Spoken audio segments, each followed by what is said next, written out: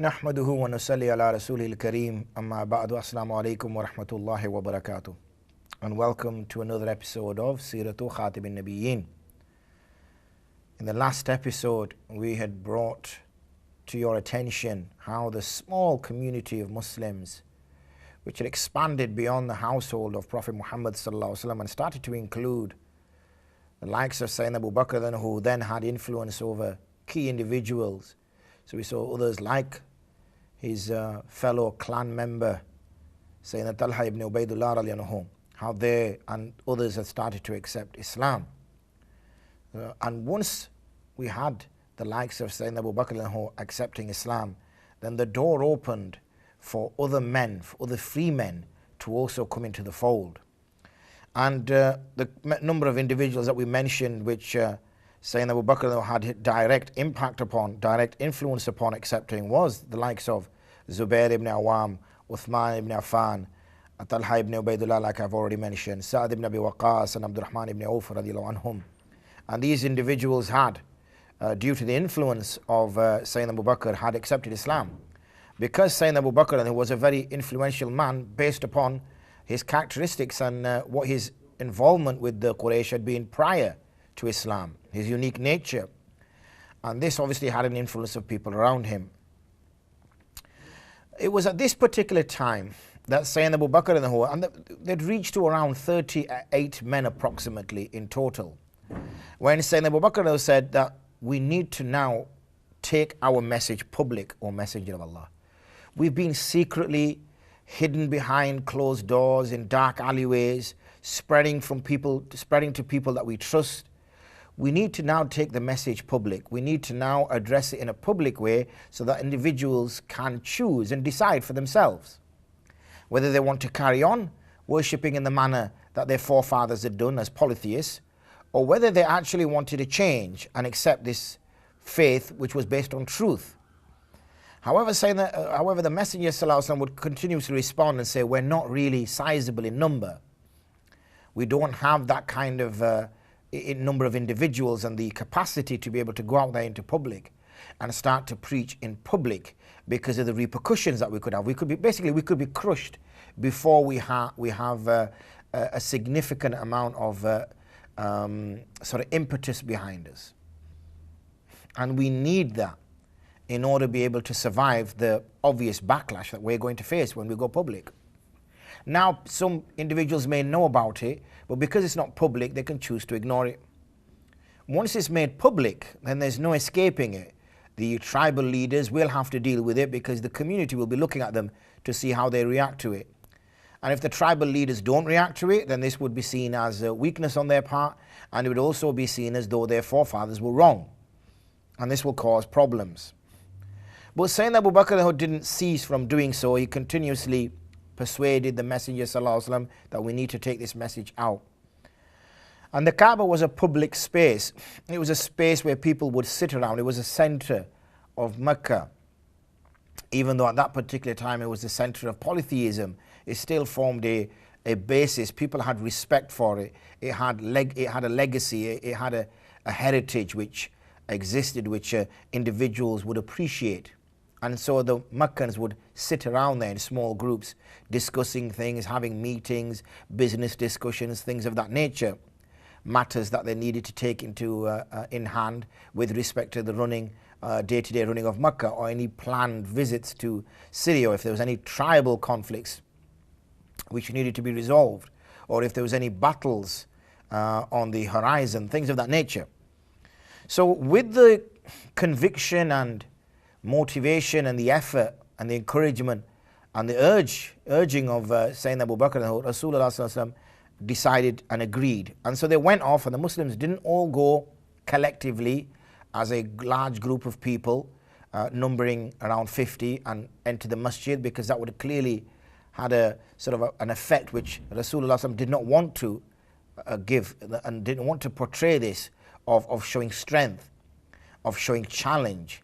He would prefer it was done quietly behind the scenes and allow people to make their own choices, because people should be able to choose who they worship.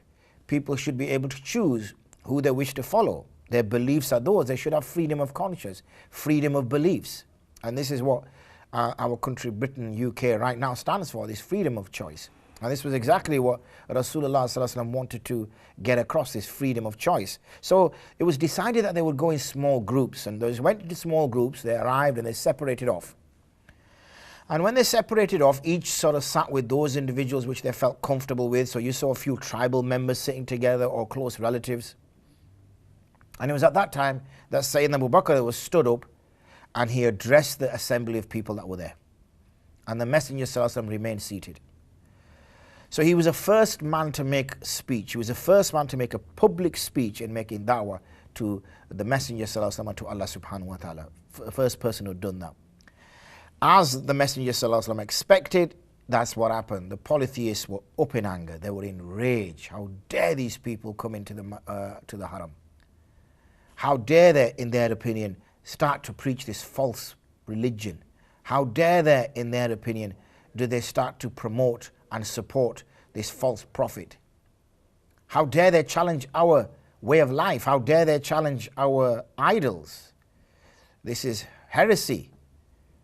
And there was anger and rage.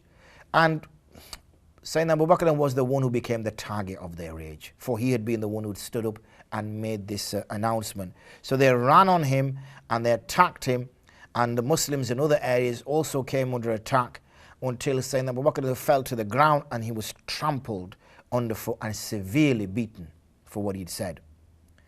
Utbah ibn Rabi, a major sinner and opposer of Islam, went over to him and started to beat him and took a pair of sandals and started to strike him with these pair of sandals, old pair of sandals, until Sayyidina Abu Bakr's face was cut up. And he was trampled, his bones were in pain, his muscles were in pain. He had suffered great pain at that time.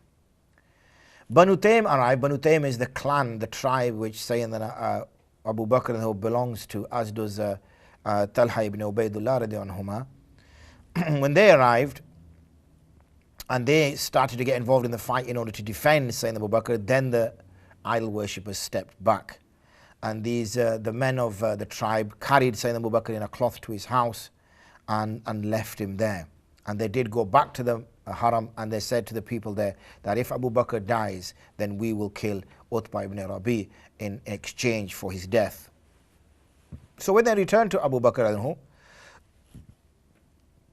Abu Quhafa, the father of Abu Bakr and the Taym tribesmen, they stayed with Sayyidina Abu Bakr until late in the day. And he came round then, he came round and he spoke. The first thing he said was, how is the Messenger sallallahu alaihi wasallam? So there was no talk about what he'd just been through, his ordeal, the pain he'd suffered at the hands of his fellow Meccans. There was no talk about this. There was no what's gone on. How's my body? Am I going to live till the end, till the evening? Have I suffered some serious breakages in my bones or anything like that? No. The first thing he said was, how is the Messenger sallallahu alaihi wasallam? So obviously the tribesmen weren't too pleased at this, because they said, well, it's because of this man that you've taken the beating that you've taken, and the first thing on your lips is to ask where how he is, and they weren't best pleased. So they attacked him verbally, and they rose and they left him alone with his mother Khair. And they said to her that, look, be sure to give him something to eat and drink, because he's been through an ordeal and he needs energy in order to be able to make a full recovery. So when she was alone with him, he said, look, and she started as a mother would do, pampering him, tending to his needs, looking after him, taking his head in her lap, massaging him, cooling his forehead, as a normal mother would do when she sees her son in a great state of stress and pain. Again, he asked the question, how is the Messenger sallallahu alaihi wasallam? Because the way Sayyidina Abu Bakr was looking at it was, look, my pain is nothing. The message is what's key. And whether I live or die is irrelevant, really. I'm just a person. This is Sayyidina Abu Bakr's view. I am just a person. The message is what has to live. It's that which needs to be kept alive, and it's that which needs to be spread. And at this moment in time, so early stages, the message hasn't completely been delivered. So by deduction, the man holding the message, or the man who will continuously be a recipient of the message, in other words, Prophet Muhammad sallallahu alaihi wasallam, needs to be kept alive. And if this is how they've dealt with me as a follower of him, what have they done to the Messenger sallallahu alaihi wasallam? So his mother replied to him and she said, look, I don't know what's happened about your friend, I'm sorry to say. So he said, please, mother, go to Jamil, which is Umar ibn Khattab's daughter, and ask her about him. She will know, please do so. So she did as her son requested and went to visit Jamil, and she says that Abu Bakr is asking about Muhammad ibn Abdullah. So she said, I don't know either of them. She feared because obviously Islam at this point had been kept secret, hidden. And if anybody acknowledged anybody else that had accepted Islam, then it would seem as if those individuals could be pressured or tortured into giving their meeting places away, in giving their practices away, and what they planned to do. So she said, I don't know neither. But if you like, I'll go with you to meet your son. So she agreed. So you can see here as well from Jamil that she didn't know that Sayyidina Abu Bakr had also accepted Islam, and this is why there's a certain element of uncertainty at that particular stage, because there were individuals concealing their faith and not making it apparent because of the backlash that they would get, A, from their family members, and B, from the local tribesmen. So she went with her to see her son. And when she went there, she saw Abu Bakr lying there, and it was near death basically. The beating that he'd taken was a very severe beating. And she obviously screamed when she saw the state he was in. And she said to him that, what's happened here? I hope Allah takes vengeance for you. This is not right. What did you do? You haven't done anything wrong. You haven't killed anybody. You haven't attacked anybody. You haven't stolen anything. All you did was to proclaim what you believe in and for others to hear it. And this is how they've retaliated against you. So he then asked her, how is the Messenger sallallahu alaihi wasallam? So the first three sentences which have made their way out of the Prophet, out of the mouth of Sayyidina Abu Bakr, that's been beaten and gone through a hard time, all he was concerned about was how is the Messenger sallallahu alaihi wasallam. And this is about, and this is the kind of a short summary of Islam. Islam is putting one's own needs and desires to one side and raising the bigger objective. And the bigger objective obviously is to ensure that the message gets out. And it's making sure that this message gets out to the people, and it's keeping the message alive. So the project is bigger than the person. And it's that message which Islam tries to inculcate in people, that put your own needs to one side. Think of the needs of what Islam has at that particular moment. What do the Muslims require? What is it they need to bring about? So she replied, your mother is here. Obviously at that time Sayyidina Abu Bakr's mother was not a Muslim, hence the reason why Jamil could not share, and she even denied knowing Abu Bakr, even denied knowing Muhammad ibn Abdullah. She said, I don't know, because she didn't know whether the mother of Abu Bakr who was coming here as a spy, whether she'd come for some ulterior motive. So the best thing to do is deny all knowledge.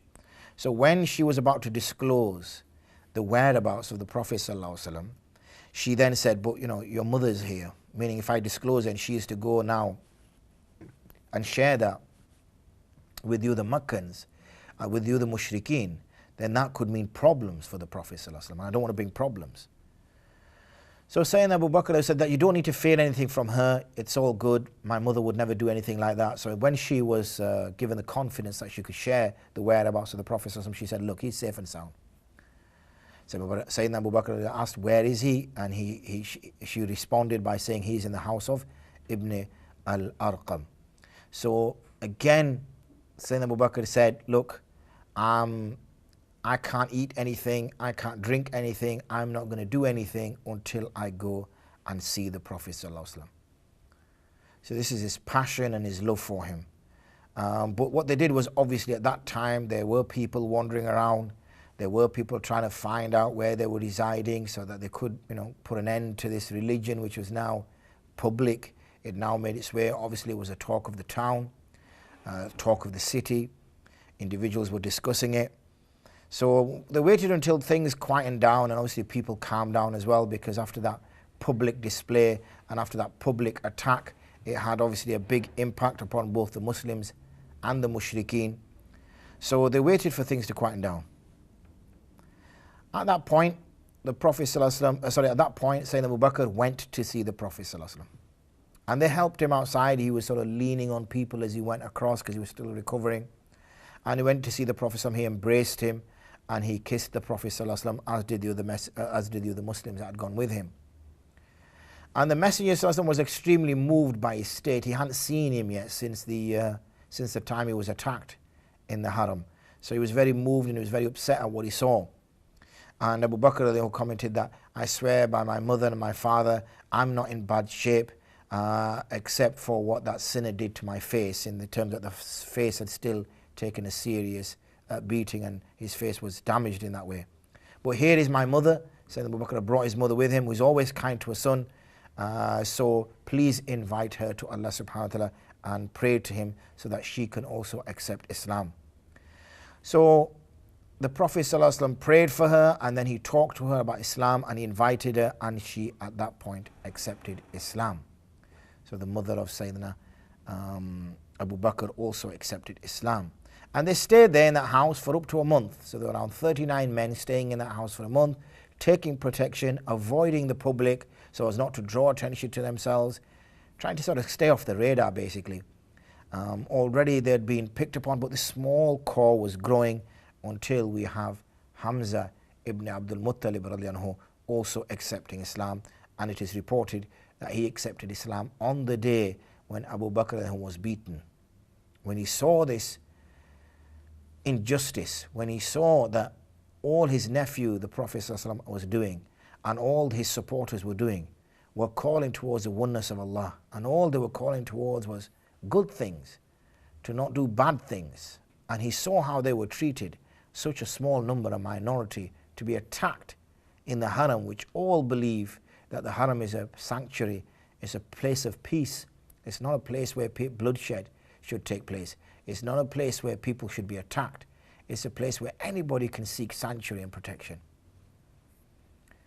And when he'd seen that, that obviously had upset him, and it became a catalyst for him to also accept Islam.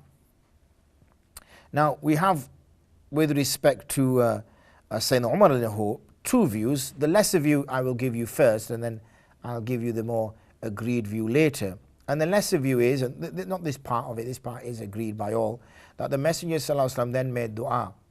And he made dua that, Ya Allah, bring either Umar ibn Khattab radiallahu or Abu Jahl ibn Hisham towards the deen. Because having strong men and having strong people, people with a personality, people who are of influence, people who carry clout, people who have an aura around them, it's like a magnet. It naturally draws other people towards him who would be more like followers rather than those who are leaders. And we've seen already with Sayyidina Abu Bakr, even though he wouldn't consider himself to be a strong leader, but because he was highly regarded, he had an influence. But we definitely will see it with Hamza, a natural leader of men, a very brave man, a very strong man. But even Sayyidina Abu Bakr showed bravery, where he was the first person to stand up and proclaim this message in public. That would take a lot for a person to do. And likewise, Sayyidina Umar ibn Khattab, that was another exceptionally brave man. And these were huge boulders in favor of Islam. They were huge boulders in terms of, when I speak of in favor in Islam, I'm referring to it in a worldly sense about its how it was being perceived. Not that anybody who joins Islam benefits it, because it benefits the person. It doesn't, whatever Allah subhanahu wa ta'ala wills, that's what's going to happen. And whatever Allah subhanahu wa ta'ala is all powerful, he can make anything happen at his will and his choice. I'm talking more on a worldly perspective of how Islam and its followers in particular were being perceived by the mushrikeen. So we had this dua, and in this one version it says that the Rasulullah made this dua on a Wednesday, and it was a Thursday when he accepted Islam. And then this was sort of made a big issue of, and people went around and saying that. And Umar also had a desire and a push to make this thing more public, as we saw with Sayyidina Abu Bakr. He also wanted, and he said to the Messenger, why do we conceal our faith? We follow the truth and we conceal our faith, whereas they follow falsehood and they display openly with no fear. It seems illogical to me. It seems incorrect to me. Again, like the Messenger Sallallahu Alaihi Wasallam had responded to Sayyidina Abu Bakr when he made these same statements. He said to Sayyidina Umar, look, we are a few. And you saw what happened to us the last time when we went public. We can also have the same repercussions if we decided to do so. At this point, Sayyidina Umar says that, look, by him who has sent you with the truth, I'm not going to go to any meeting that I used to go to before, except I'm going to declare that I am a believer in Allah subhanahu wa ta'ala, and I accept you as the Messenger sallallahu alaihi wasallam, and I'm going to do that. So he then left, and remember this is the lesser of the view of the acceptance, because the timing is that it seems more likely that Sayyidina Umar accepted Islam after the first migration to Abyssinia, which happened around the 6th year of Hijri, which we will discuss at length, but for now let's just finish this particular version.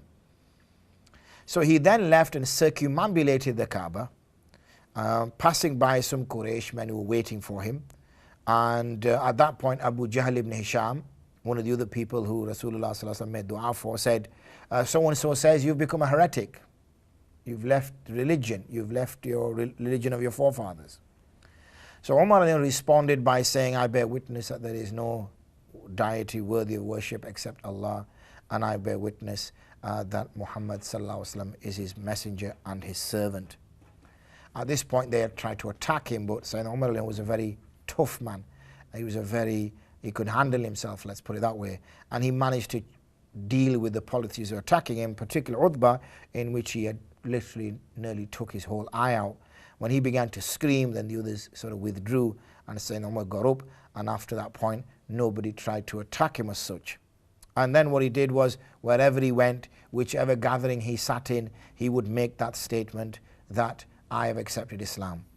However, as I mentioned to you, the more correct view, or the one view which is accepted by the majority of the scholars, is that this occurred when the first migration to Abyssinia occurred, which was around the 6th year of the prophethood, so when the Prophet was around 46 years old.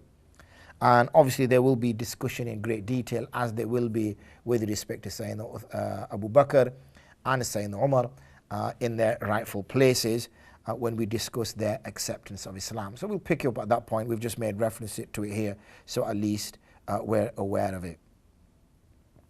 We have another narration in the Sahih of Muslim from Abu Amama, from Amr ibn Abbas as-Sulami, who said that I came to the Messenger sallallahu alaihi wasallam at the beginning of his mission whilst he was still in Mecca. He was in hiding at the time. Nothing had been made public. I asked him, what are you? He said, I'm a prophet. So I asked the question, but what is a prophet? He said, Allah's messenger. I then said, but what has Allah subhanahu wa ta'ala, was it Allah subhanahu wa ta'ala who sent you? And he said, yes. And but what did he send you with? So he explained, he says, with the command that only Allah subhanahu wa ta'ala should be worshipped, that he has no associates at all, he has no partners, that the idols should be destroyed, and that we should keep ties of kinship. And I said, well, that's fine, and do you have any followers? At that point he mentioned a free man and a slave, and what he's obviously referring to here is the free man is Sayyidina Abu Bakr and the slave is Bilal radiallahu. Now again, we've already had the discussion about order of acceptance of Islam, the number of people who had accepted Islam first. This was a secret, this was kept hidden, so the knowledge would only reach those individuals it would reach. So the numbers they would have and the people who accepted Islam first was based on their understanding, as we see here, because we also know that he thought then at that particular point that I am, Amr used to say that I thought myself as 1/4 of Islam, 1/4 of Islam, because he also accepted Islam, that a quarter is the Prophet sallallahu alaihi wasallam, a quarter is Abu Bakr, a quarter is Bilal, and I'm the 4th quarter. So when I joined, then that's the kind of rank that I had. But we've had much discussion already in this episode and in the preceding episode, in which we've discussed that the numbers and the order varies because of those particular circumstances. Now, we would carry on and discuss a number of other Sahaba and also how time moved on with respect to the Prophet ﷺ and what else did he get involved in these very early stages where it looks like the difficulties are about to start. Islam is now making its way public. The mushrikeen of Mecca are feeling that their position is being challenged. Things aren't going to get any easier. it looks like there will be more trouble ahead, there will be more difficulty ahead for the Prophet ﷺ and his followers. I hope you can join me again in the next episode of Siratu Khatam al-Nabiyyin. Alhamdulillahi Rabbil Alameen. Wassalatu wassalamu ala Rasulil Kareem. Amma ba'd. Assalamu alaikum wa rahmatullahi wa barakatuh.